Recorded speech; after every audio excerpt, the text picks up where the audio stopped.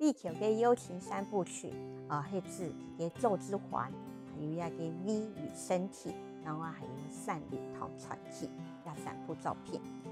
周之环以下都虽然是回到台湾嘅历史上，不过呢，可以用一个后生人回看历史，按样嘅方式去写台湾人，去样板一个被诅咒的民族。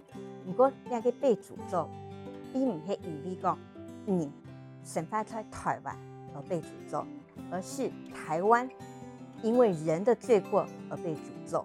不说那个冲点是比方说兔踢，也比方说你，样是一个像被诅咒的环，咒之环这样捆绑的台湾人，而用把你做的超越这样的一个被诅咒的命运。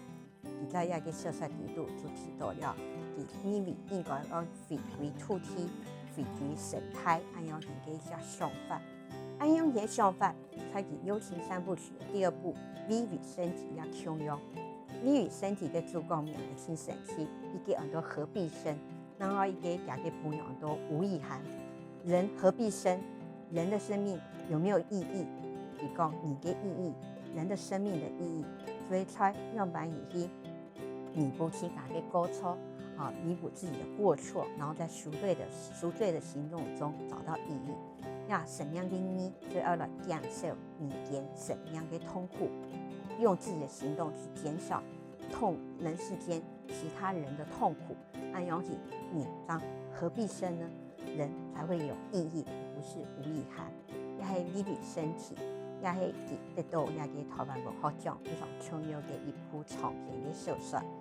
那友情三部曲的第三部就是这个闪灵堂传奇，也有许多一张历史的脉络，为台湾各个时代各种的灵魂来招魂。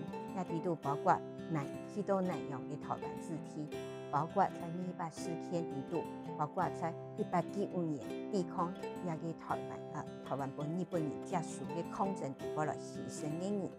种种历代嘅也都散在历史嘅夹缝中，甚至是断层里的这种各个时代的也都回到台湾来牺牲，来死他嘅有名嘅英雄也好，无名嘅平民百姓也好，用把伊来走魂。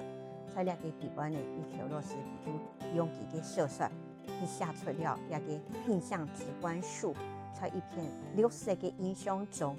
去为也着各个时代嘅灵魂来安魂，也是友情三部曲里边非常重要也非常有意思嘅一个写法。